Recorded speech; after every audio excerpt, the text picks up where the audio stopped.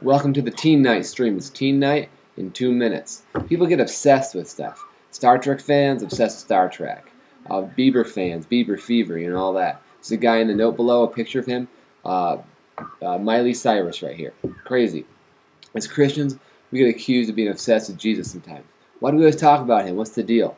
Well, if you really believe what Christians believe, you would be obsessed with Jesus. Christians believe that God created everything. He created us to be with him in perfection. But we sinned and we chose to do evil and we cut ourselves off from God. That means we all deserve hell. But God loved us so much that he sent Jesus to pay the price for those sins. We tried to do good things to earn our way to God. The only way sin can be paid for is through death. And Jesus' death is available as a payment for us. That's the good news. That's so awesome. That anyone can just believe in Jesus and have life that starts now and lasts forever. And the Bible tells us that if we believe in Jesus, we're adopted into God's family. And Christians are like our brothers and sisters. And God is our Father. If you want to believe in Jesus, you just believe and put your trust that his death makes you right. And you start following him as much as you can. There's Bibles. You can pray like you're talking to God. Join churches and youth groups. And if you choose to believe in Jesus, you can do that right now. And if you do that, tell God. Tell him, hey, I've done bad things.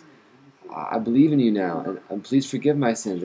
I've sinned so much, and please forgive them through Jesus' death. Help me to follow you. And God's Spirit will come into your heart, and it'll start to change you.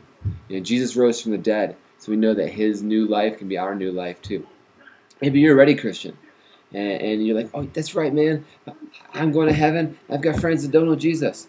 Well, tell them about him. If they end up in hell and you knew about Jesus, they're going to be really mad at you. They're going to be like, why didn't you tell me? You should have started throwing Bibles at me. Like, hey, Jesus is real. Don't throw Bibles, but you know what I mean. And maybe as a Christian, you just take Jesus' words seriously now. Jesus tells us to love God and love people. And by loving people, we can love God.